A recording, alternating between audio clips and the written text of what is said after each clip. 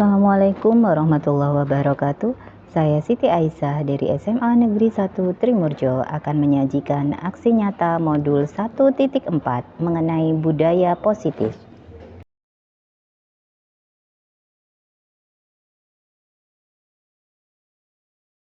Bismillahirrahmanirrahim. Assalamualaikum warahmatullahi wabarakatuh. Waalaikumsalam warahmatullahi wabarakatuh. Alhamdulillah Bapak Ibu guru yang hebat, kita bisa bertemu ya,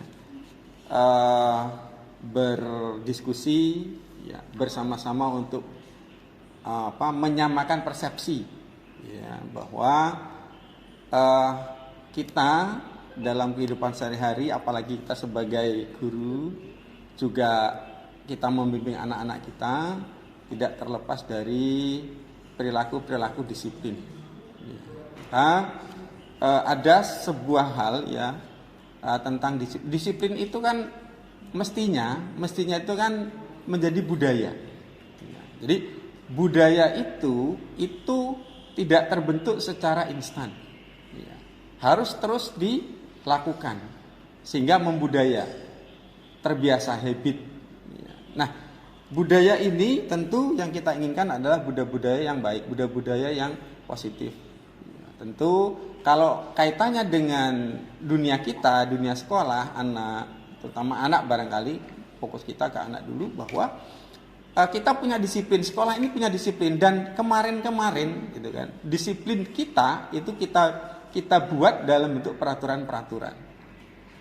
Nah, peraturan-peraturan ini kalau kita lihat kemarin itu kan isinya poin hukuman kan begitu. Nah, menjadi pertanyaan apakah kita sudah pernah melihat seberapa efektifkah gitu dengan pelaksanaan disiplin model peraturan seperti itu. Ada hal yang menjadi menarik ya dalam beberapa kajian bahwa perkembangan ilmu terus berkembang. Jadi ternyata ada penyadaran tentang disiplin itu tanpa harus memakai hal-hal yang negatif. Ya, namanya budaya disiplin positif. Seperti apa? Nah, memang budaya positif ini kan berangkat dari kesadaran bahwa disiplin itu nyaman, disiplin itu penting, disiplin itu baik. Misal ya, anak-anak kita ingin anak-anaknya disiplin, baik disiplin waktu, disiplin diri, ya, maupun disiplin belajar. Dan itu kan baik, kita coba menyadarkan mereka bahwa itu baik gitu.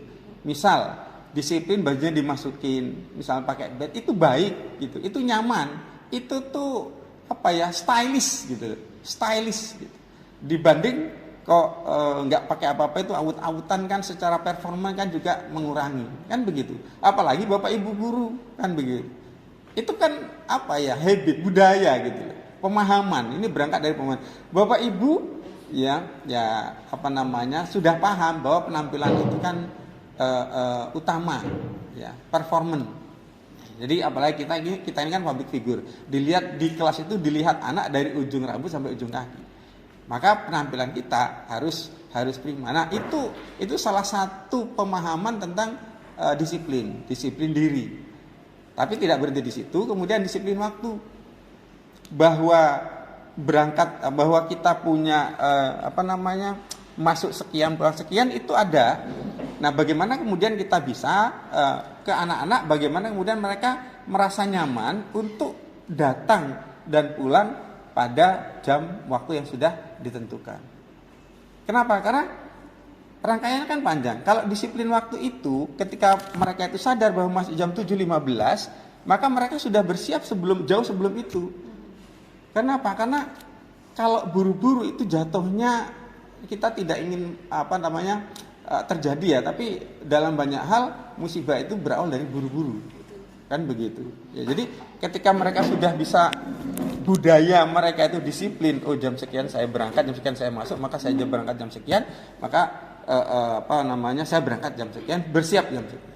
Maka disiplin waktu itu juga penting. Nah, Bapak Ibu guru juga begitu.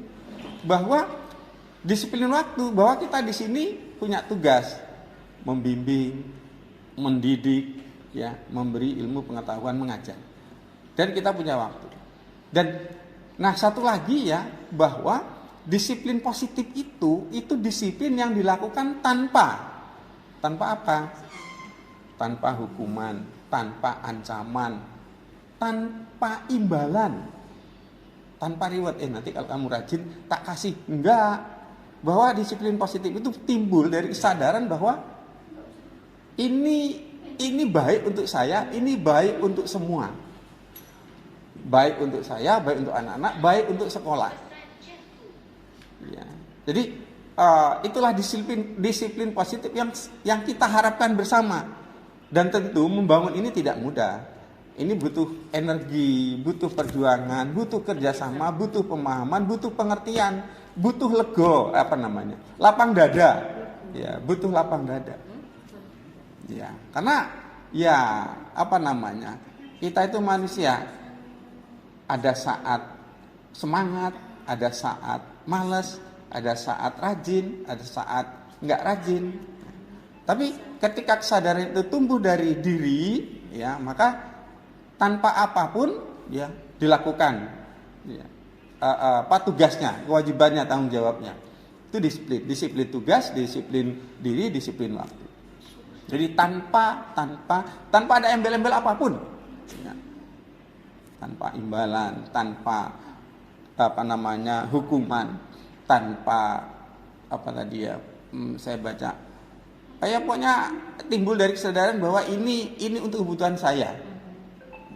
Jadi Bapak Ibu sekalian, ya, ini disiplin positif yang ingin bersama-sama kita bangun. Nah, bagaimana membangunnya saya sudah sampaikan tadi. Disiplin ini kan habit, budaya. Dia tidak bisa tumbuh dalam setahun 2 tahun, nggak bisa. Prosesnya panjang. Bisa jadi anak-anak kita yang karena keterbatasan waktunya mereka itu di sini hanya 3 tahun, bisa jadi kita tidak melihat budaya itu di sini, bisa jadi. Tapi kita sudah memberikan pondasinya, kita sudah mengarahkan, ya kan? Disiplin di keluarga Bapak Ibu, contoh sedikit aja, bahwa meletakkan sesuatu itu harus pada tempatnya, bukan apa-apa untuk menunjang kelancaran semuanya. Coba seandainya setiap hari kunci motor kita di tempat yang berbeda, mumet kita. Ini disiplin dalam keluarga. Ya, setiap hari kita naruh HP ini berbeda, mesti pusing. Gitu. Jadi disiplin, maka kita sampaikan, ya, kita mendidik anak-anak. Jadi kalau saya sampaikan, kita mendidik, membimbing anak-anak, barangkali saya pesankan juga kita mungkin jangan berharap kita melihat hasilnya. Karena ketika kita ingin melihat hasilnya, kalau hasil tidak tercapai, maka jatuhnya adalah kita kecewa. Kan begitu. Maka kita membangun pondasi, memahamkan mereka, ya. Mudah-mudahan pondasi yang kita bangun itu bermanfaat mereka untuk kemudian terbangun sebuah budaya disiplin yang positif.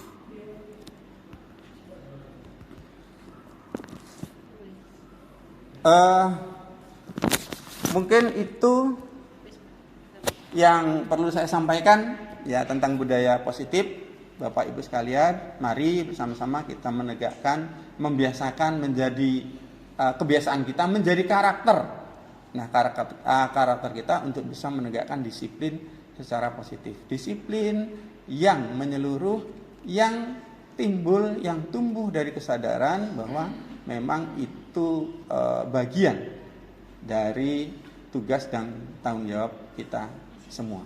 Demikian, terima kasih. Saya Ida. Assalamualaikum warahmatullahi wabarakatuh.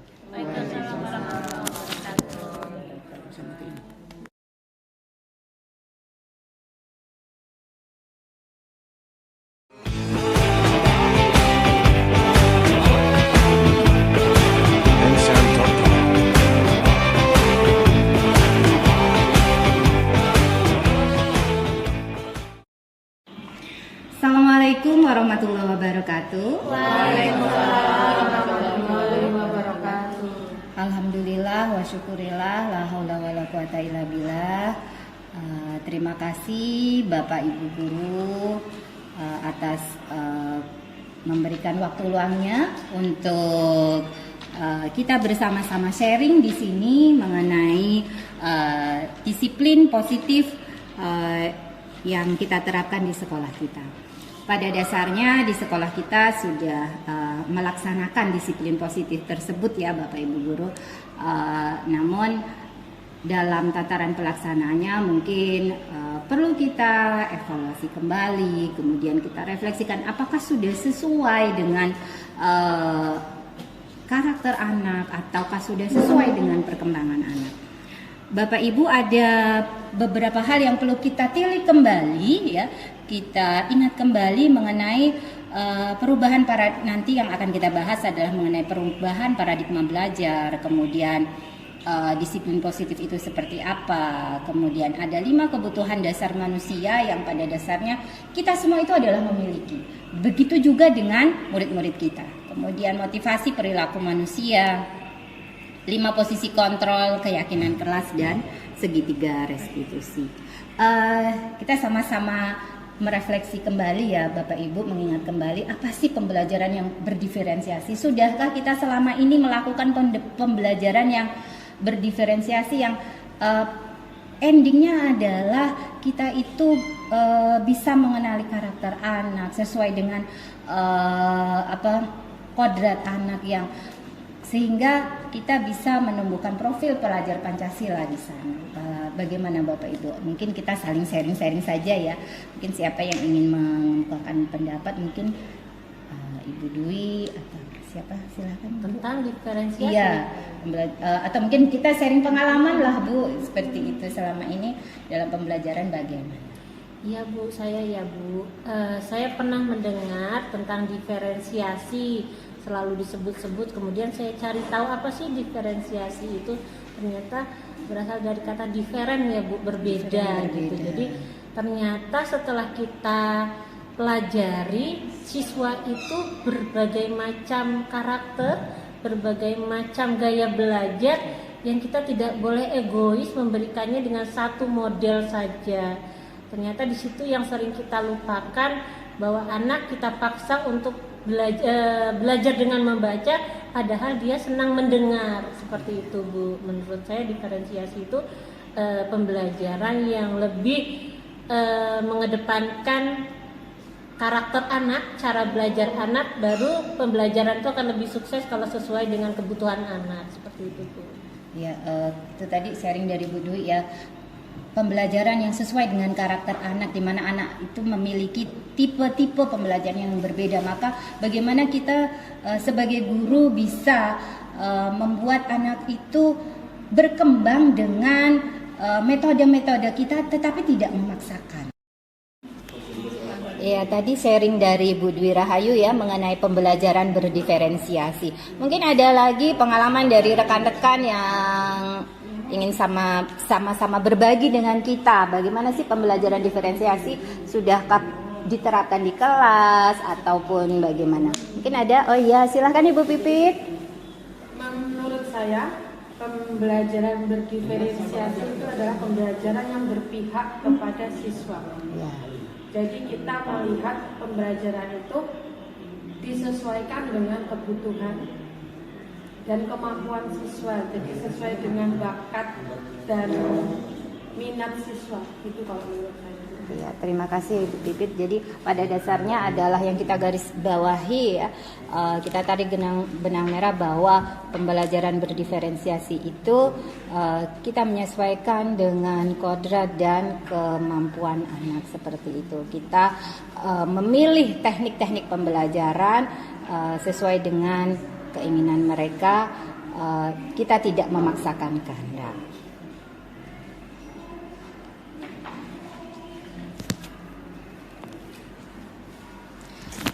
Kemudian mengenai disiplin positif ya, kalau dalam image kita yang namanya disiplin itu seperti apa Bapak Ibu? Apakah harus suatu peraturan itu dipatuhi atau bagaimana? Mungkin ada yang ingin berpendapat. Kalau saya Bu ya. Oh iya, silakan Ibu Suwanti. Kalau menurut saya disiplin positif itu anak-anak sudah sadar lah ya akan peraturan yang ada di sekolah kita. betul-betul sadar dari diri dia sendiri tanpa ada paksaan dari orang lain. Iya, iya terima kasih. Jadi kalau suatu kedisiplinan itu memang muncul dari suatu kesadaran, maka tidak ada lagi yang namanya ancaman atau hukuman seperti itu ya Bu. Jadi misalnya kalau kita memberikan contoh, kita ambil contoh seperti kita membiasakan anak-anak untuk memakai seragam dan atributnya gitu. Dimana kita memberikan penyadaran kepada mereka itu merupakan suatu identitas untuk sekolah kita gitu. Jadi anak menggunakannya dengan senang hati, bukan karena takut nanti kalau tidak berseragam saya dipanggil, kalau tidak berseragam saya dihukum. Kalau masih seperti itu berarti belum ada kesadaran, dan melakukan sesuatu hal berarti anak itu masih berdasarkan motivasi eksternal gitu. Nanti akan ada di sini tentang motivasi eksternal dan internal seperti itu. Dan kita ingat kembali bahwa sebenarnya ada 5 kebutuhan dasar sebagai manusia, dan ini untuk siswa kita juga harus terpenuhi sebenarnya, seperti kebutuhan untuk bertahan hidup, kasih sayang dan rasa diterima, kebutuhan untuk kebebasan, penguasaan dan kesenangan. Dan ini yang sering kita lupakan gitu, sering kita abaikan kepada murid-murid kita. Terkadang kita memaksakan kehendak, padahal anak kita itu sebenarnya kepingin mendapatkan perhatian, rasa kasih sayang. Ini merupakan kebutuhan dasar gitu. Kemudian misalnya ada anak kita atau murid kita yang misalnya senang saat jam pelajaran mungkin ribut atau apa, mungkin ekspresi, butuh kebebasan untuk berekspresi, dan ternyata ini memang merupakan kebutuhan dasar yang hampir dimiliki oleh manusia seperti itu. Kemudian kita lihat di sini bahwa seseorang itu melakukan sesuatu pasti ada alasannya gitu, ada pemicunya. Seperti itu. Ada motivasi ekstrinsik dan intrinsik. Kalau ekstrinsik itu pada dasarnya adalah yang datang dari luar, seperti yang dikemukakan oleh Bu Swanti tadi ya, di mana siswa kita itu melakukan ataupun mematuhi ataupun menjalankan suatu aturan tidak lagi dipaksa. Itu berarti sudah motivasinya intrinsik gitu, dari dalam diri dia. Tetapi manakala masih takut karena mungkin nanti dipanggil BK ataupun takut karena hukuman, berarti itu masih ekstrinsik seperti itu. Nah, di sini terlihat ya bahwa saat kita mendisiplinkan siswa gitu dengan hukuman, berarti kita masih sebagai identitas yang gagal gitu. Tetapi saat kita sudah melakukan atau mendisiplinkan siswa atau murid kita itu dengan restitusi gitu atau dengan konsekuensi, maka kita sudah bisa mendisiplinkan di siswa kita dengan identitas yang benar, yang sukses seperti itu.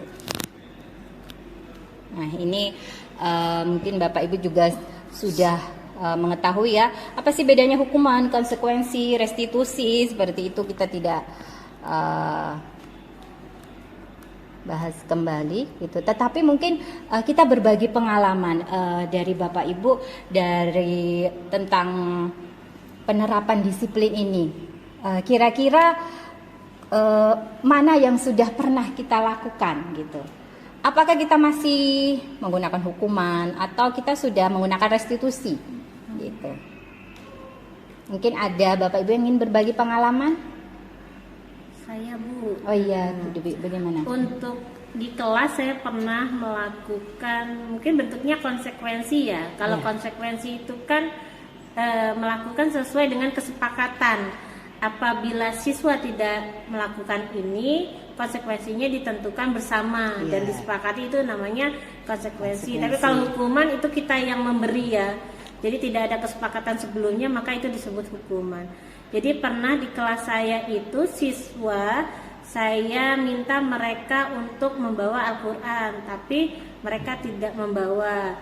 Konsekuensinya mereka harus mengadakan mau bagaimanapun caranya. Akhirnya mereka semuanya walaupun repot dari kelas 11-7 itu menuju masjid mencari konsekuensinya itu, dan akhirnya dengan berdasarkan konsekuensi pembelajaran bisa berjalan dengan baik gitu. Makanya tapi tetap hal ini perlu disiplin, tuh perlu ada deal-dealan lah bahasanya ya. Nah, ketika kita tidak ada deal-dealan di awal, maka pembelajaran akan semaunya.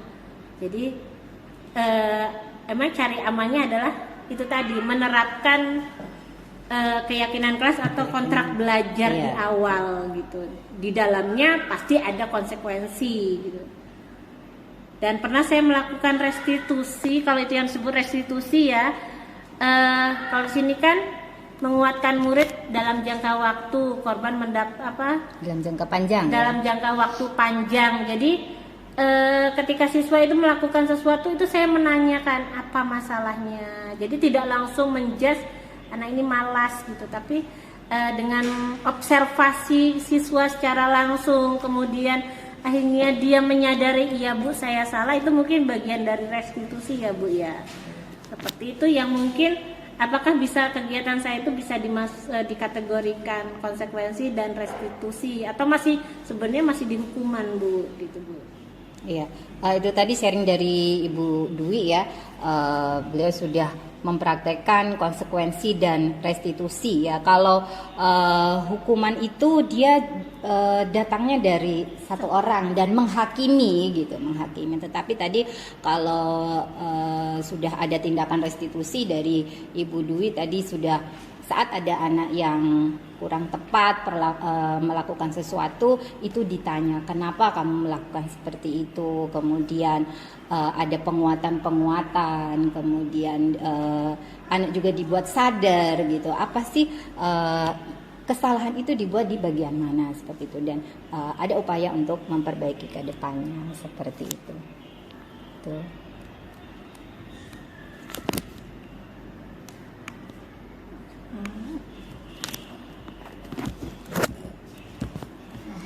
Kemudian kita lanjutkan tentang segitiga restitusi ya. Tadi sudah disinggung oleh Bu Dwi bahwa restitusi itu adalah bagaimana penyelesaian masalah dengan tiga metode ya. Seperti itu ada 3 perlakuan.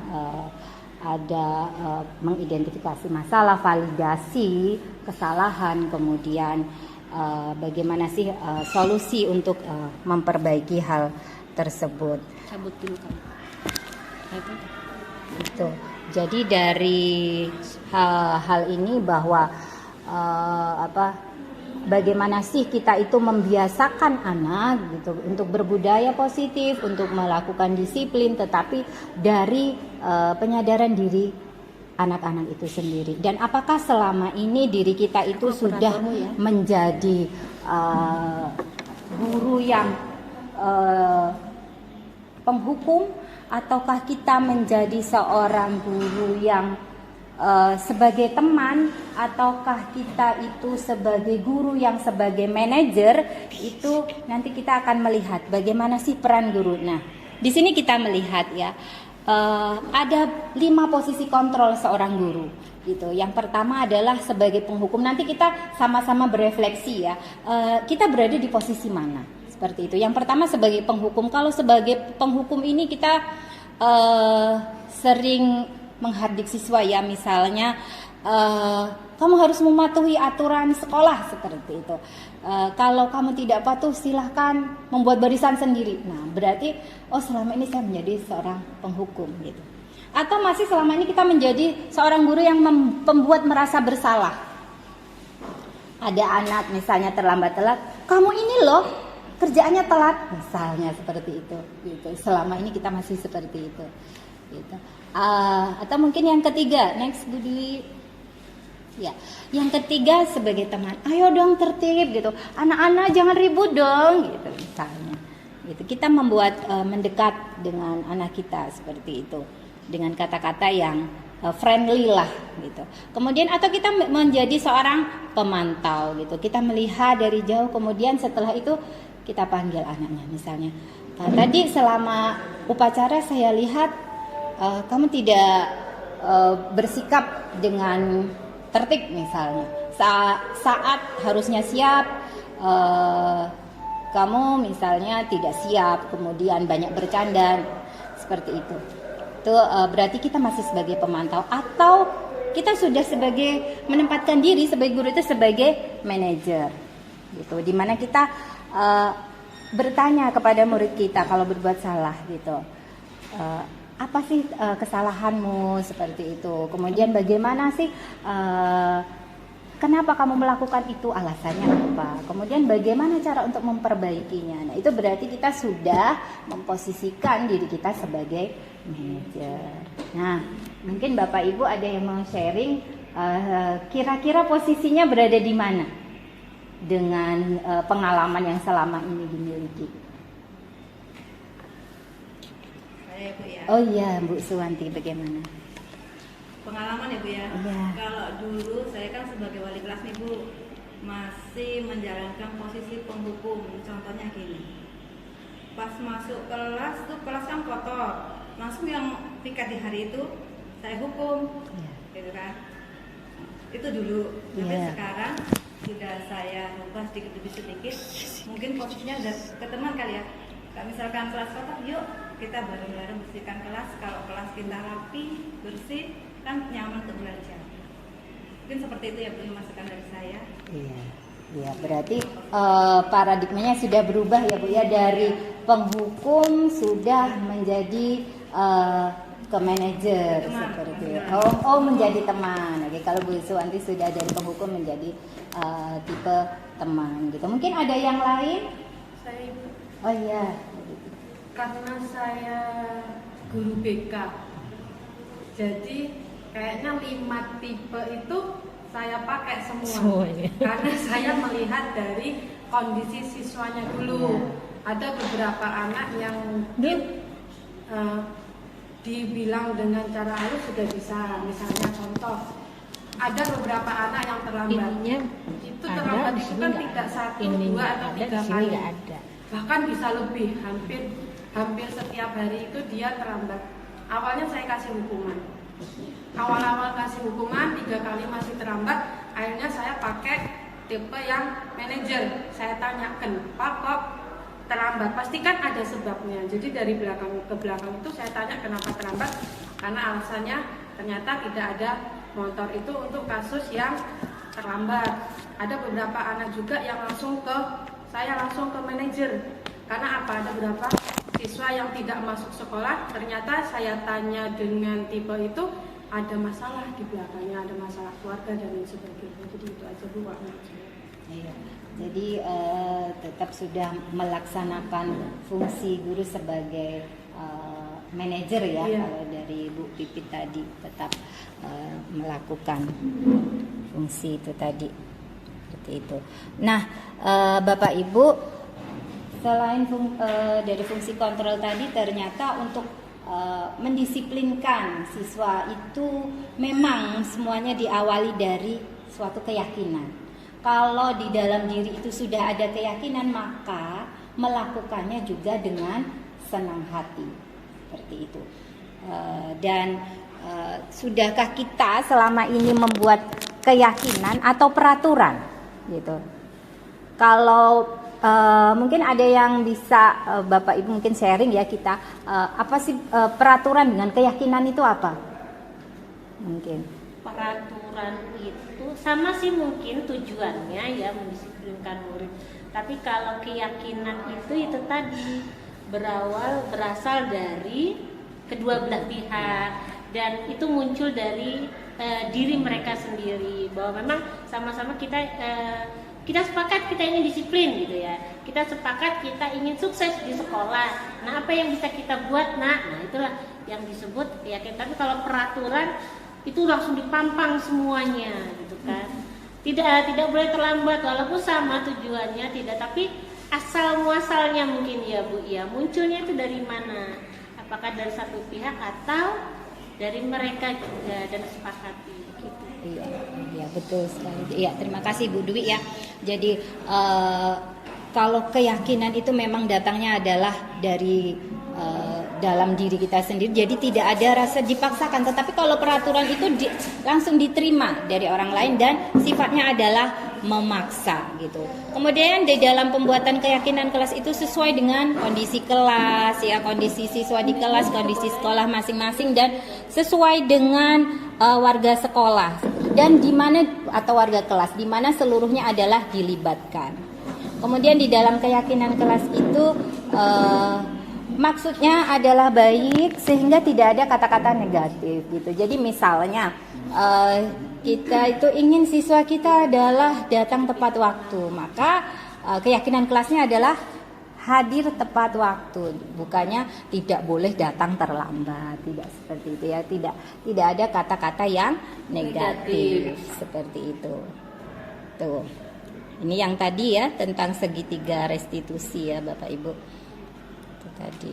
Nah, jadi kita dan harapannya adalah dengan adanya keyakinan kelas itu kita bisa mendisiplinkan siswa yang datangnya adalah dari dalam diri siswa itu sendiri. Kemudian tadi kita merefleksi diri kita kembali sebagai seorang pendidik.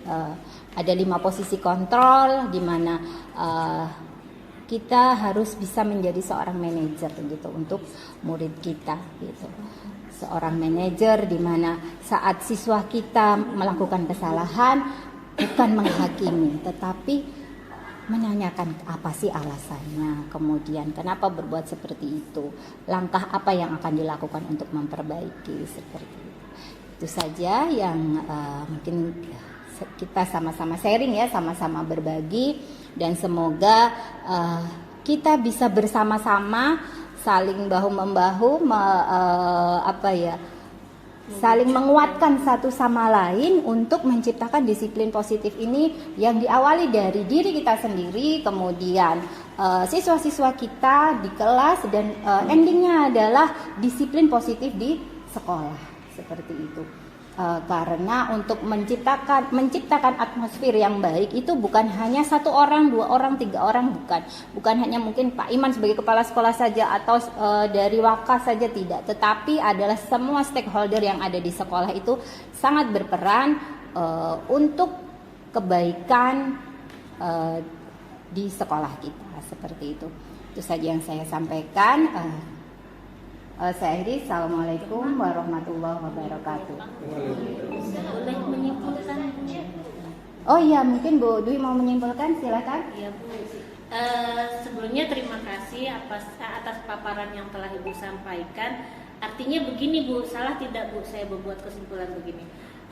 Untuk mewujudkan sekolah yang lebih baik, maka hal yang pertama dilakukan adalah 1, kita membuat kalau bahasa itunya transaksi atau bahasa kalau Ibu tadi menyampaikan keyakinan kelas. Ketika keyakinan kelas itu sudah dibuat, nah kalau kita melakukan ini konsekuensinya apa? Ketika itu sudah menjadi kesadaran semua kelas, maka ketika ada pelanggaran kita mengembalikan ke pasal awal tadi keyakinan kelas. Dan ketika mereka melanggar, kita nggak perlu lagi membuat hukuman. Nah, kalau ketika kamu melanggar ini keyakinan kelas kita, apa konsekuensinya? Nah, mereka kan sudah tahu. Jadi sebenarnya lebih mudah ya Bu. Keyakinan kelas itu kenapa ternyata penting ditempel untuk selalu diingat, begitu ya Bu ya. Setelah karena pasti di perjalanan proses pembelajaran itu pasti ada pelanggaran, pasti ya Bu ya. Karena mereka mungkin ada lupanya, ada malasnya, dan mungkin keyakinan kelas itulah menjadi pedoman mereka. Nah, kamu telah melanggar keyakinan kelas yang mana gitu kan kalau ada pelanggaran. Oh iya Bu, misalnya mereka bully ya, tidak menghormati teman Bu. Nah, konsekuensinya apa ketika tidak menghormati teman? Nah, itu kan dari mereka sendiri. Sebenarnya kalau akan lebih mudah mendisiplinkan dengan budaya positif ini, gitu ya Bu ya. Jadi kita nggak repot-repot lagi manggil anak atau menghukum menjemurnya di lapangan gitu. Seperti itu Bu kesimpulan saya. Terima kasih atas paparannya. Iya. Luar biasa. Terima kasih Bu Dwi. Mungkin ada lagi rekan-rekan yang ingin menambahkan? Ya, jadi itu tadi berasal dari keyakinan yang dibuat bersama-sama, kemudian disepakati, maka dan menjadi suatu keyakinan kelas. Manakala ada pelanggaran, dikembalikan lagi kepada seperti itu. Ada lagi rekan-rekan? Iya, silakan Bapak Suryono. Terima kasih. Saya menyampaikan sebuah pengalaman ketika menghadapi siswa ini sepertinya butuh perhatian, istilahnya cari perhatian kalau zaman sekarang itu. Dengan sampai berteriak-teriak, Pak. Kadang doa doa mengawali pelajaran aja paling keras. Paling keras ini. Sehingganya saya secara pribadi itu mengalami emosi semacam naik darah lah. Tapi karena kita mengacu kepada budaya positif itu, ya ini pengalaman saya yang bisa dipelankan sedikit atau ada yang lebih keras. Ternyata anak tersebut malah dengan sendirinya menyadari, memperbaiki bahwasanya tidak seperti itu mencari-cari perhatian itu gitu. Itu jadi apakah itu masuk ke dalam budaya positif itu tadi, Bu? Iya. Terima kasih. Terima kasih sharingnya ya. Masuk ke budaya positif dan tadi memposisikan diri sebagai manajer berarti ya Bapak ya. Yang awalnya mungkin belum sebagai manajer tadi kan memposisikan guru karena marah gitu. Tapi lama-lama kita tahu karakter anak, kemudian tadi sudah ditanya dan akhirnya tahu solusinya seperti apa. Berarti sudah tadi memposisikan diri guru sebagai manajer. Begitu. Ada lagi? Terima kasih Pak Suryono. Ada lagi? Baik, oke, kalau sudah tidak ada ya, terima kasih semuanya atas kehadirannya, sharingnya luar biasa, Bapak Ibu guru hebat. Kembali lagi saya saya tutup. Bila taufiq hidayah. Assalamualaikum warahmatullahi wabarakatuh. Waalaikumsalam warahmatullahi wabarakatuh.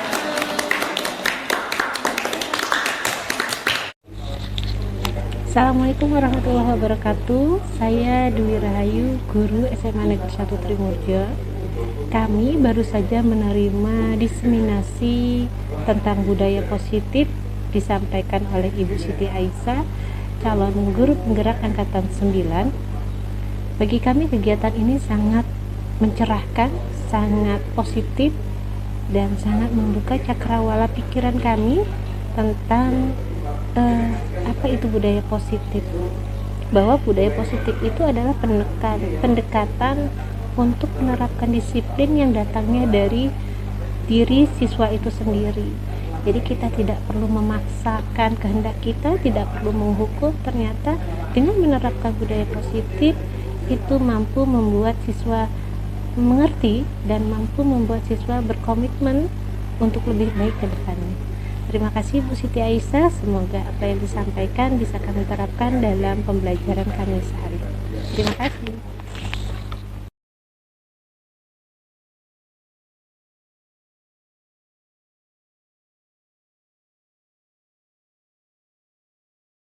Assalamualaikum warahmatullahi wabarakatuh.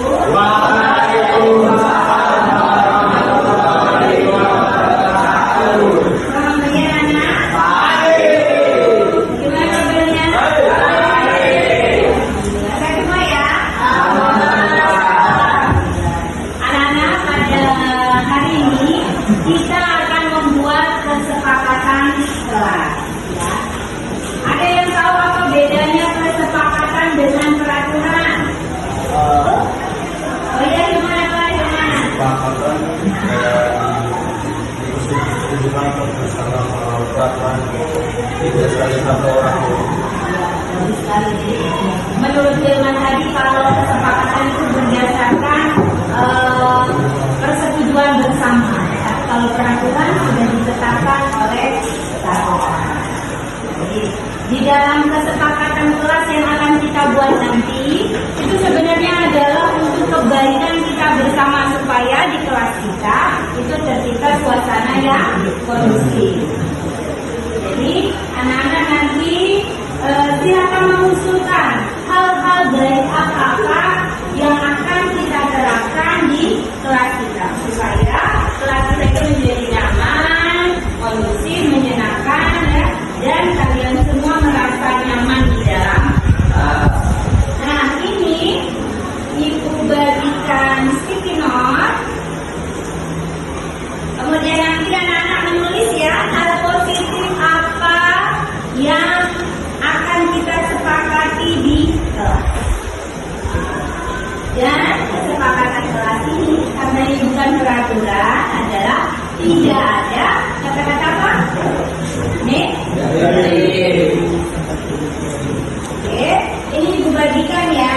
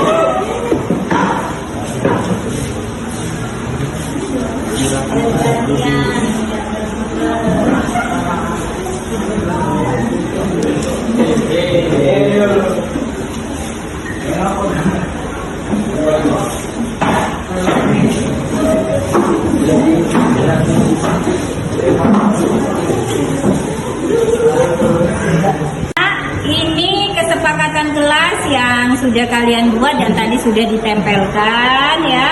Kemudian tadi sudah kita sepakati bersama-sama hal-hal apa yang positif yang akan kita terapkan di kelas kita. Nah, kesepakatan ini sudah kita sepakati bersama, akan kita tempelkan di kelas kita dan akan kita taati bersama. Mau ya? Karena ini sudah menjadi kesepakatan. Bukan pemaksaan, tetapi merupakan kesadaran bagi diri kita sendiri. Oke, Ibu minta tolong ada yang nempelkan di sini satu orang saja. Ayo ditempelkan di sini, Ibu minta tolong. Supaya kita semua bisa melihat ini.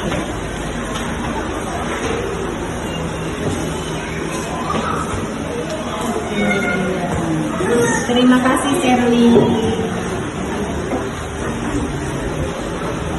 Bersama bisa melaksanakannya dengan senang hati dan penuh kesadaran.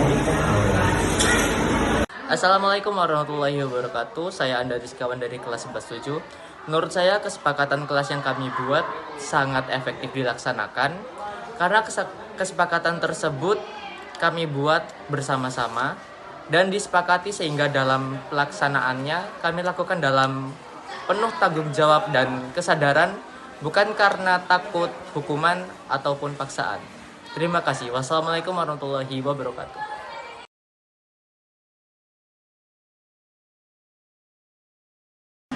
Baik anak-anak, kita melanjutkan materi tentang manajemen. Nah, masih ingat manajemen itu apa pengertiannya? Manajemen adalah proses pengorganisasian atau pengendalian agar bisa mencapai tujuan dari suatu kegiatan. Ya, betul. Bagus sekali ya Siva. Jadi manajemen adalah bagaimana mengorganisasikan orang lain untuk mencapai suatu tujuan. Baik, fungsi manajemen apa saja Bayu? Bayu, apa saja fungsi manajemen? Tidak tahu. Oke, siapa yang tahu fungsi manajemen? Ya, Halil. Apa Halil? Yang pertama itu fungsi manajemen perencanaan. fungsi manajemen pengorganisasian, fungsi manajemen staffing, fungsi manajemen koordinasi, dan fungsi manajemen pengawasan. Oke, bagus sekali. Terima kasih Halil. 3. Randy tahu kenapa Ibu panggil ke sini? Tahu Bu. Iya, tadi kan Ibu lihat Randy tertidur ya di kelas. Kenapa Randy tidur di kelas? Saya tadi malam begadang Bu, nonton acara bola. Oh begitu. Kamu suka dengan bola? Iya Bu. Grup apa yang kamu sukai? MU. Oke, MU. Tertidur di kelas itu sesuai tidak menurutmu dengan keyakinan kelas? Tidak Bu. Tidak sesuai ya. Kemudian apa yang akan kamu lakukan supaya sesuai dengan keyakinan kelas yang sudah dibuat?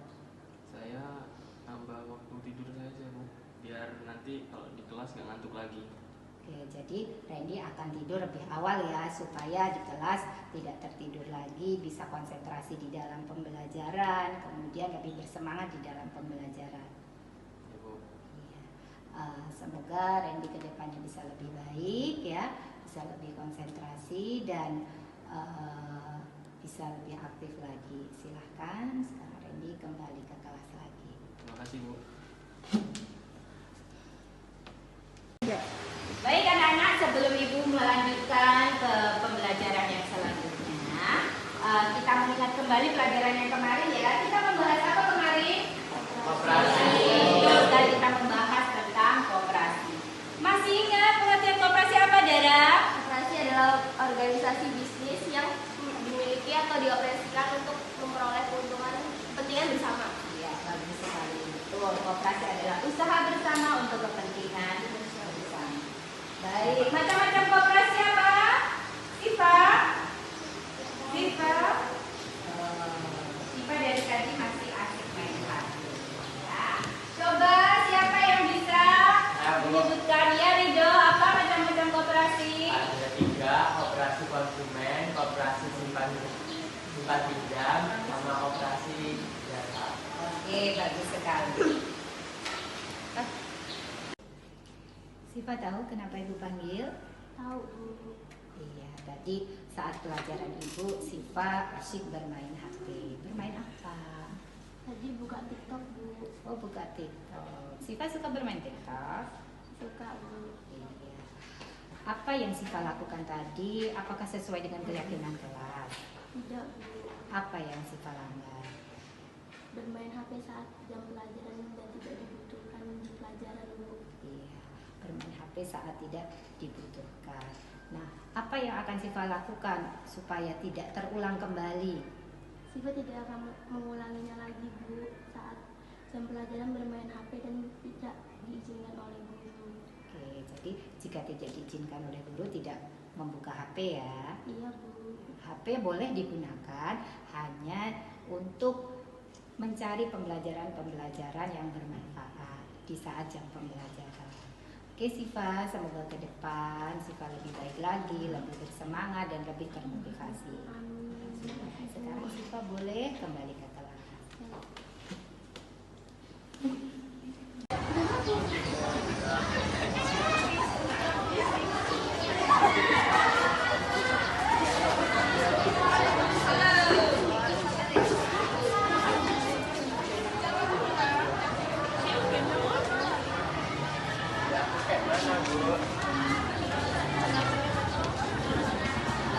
Ini dasinya dirapikan dulu ya, langsung dirapikan ya. Bajunya, ya nanti dirapikan ya. Ya, dirapikan. Assalamualaikum warahmatullahi wabarakatuh. Waalaikumsalam warahmatullahi wabarakatuh. Bagaimana kabarnya anak-anak hari ini? Baik, untuk mengawali pembelajaran kita hari ini, kita berdoa terlebih dahulu, kemudian kita lanjutkan dengan membaca surat Al-Fatihah, Anas,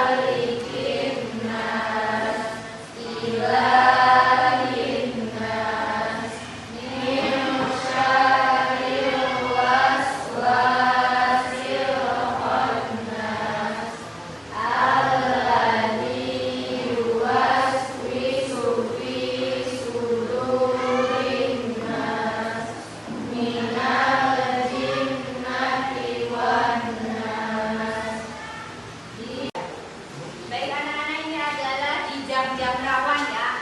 Jam 1 siang itu jam ngantuk-ngantuknya ya. Supaya kita tidak ngantuk ya, kita bergerak semuanya dari kaki, tangan ya.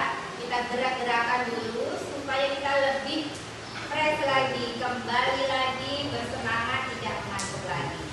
Jadi anak-anak silakan nanti berdiri. Kemudian kalau ibu bilang go berarti kalian loncat ke depan. Kalau ibu bilang back berarti lompat ke belakang. Dan kalau ibu bilang stay berarti balik kanan. Paham? Oke, silakan sekarang berdiri. Yuk, berdiri. Supaya mudah dilihat. Kursinya dipilihkan supaya tahu kalau ke depan belakang.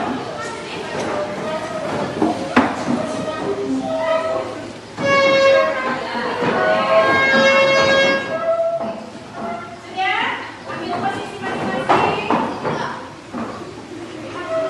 Ingat agak diberikan jeda supaya nanti kalau go berani ke depan. Oke. Siap? 1, 2, 3, back. Go. Back, back. Go, go. Go, go, back. Stay. Back. Go. Go. Back, back. Stay. Oke, aplaus untuk kita. Konsentrasi walaupun yang ya. Refleksi dari kegiatan yang saya lakukan adalah diseminasi budaya positif saya lakukan di SMA Negeri 1 Trimurjo yang dihadiri kepala sekolah, wakil kepala sekolah, dan rekan guru. Pembuatan keyakinan kelas yang saya lakukan dengan murid 11-7, murid sangat antusias dalam membuat keyakinan kelas. Perasaan saya setelah melakukan aksi nyata ini, saya sangat bersemangat dalam melakukan perubahan ke arah yang lebih baik di SMA Negeri 1 Trimurjo. Rencana perbaikan yang akan saya lakukan adalah yang pertama melakukan evaluasi, yang kedua meningkatkan koordinasi dengan semua pihak di sekolah, yang ketiga meningkatkan pengetahuan mengenai budaya positif, dan yang keempat menganalisis hasil diseminasi terhadap murid dan di lingkungan belajar. Demikianlah aksi nyata yang saya sampaikan. Terima kasih, semoga bermanfaat. Guru penggerak, tergerak, bergerak, menggerakkan.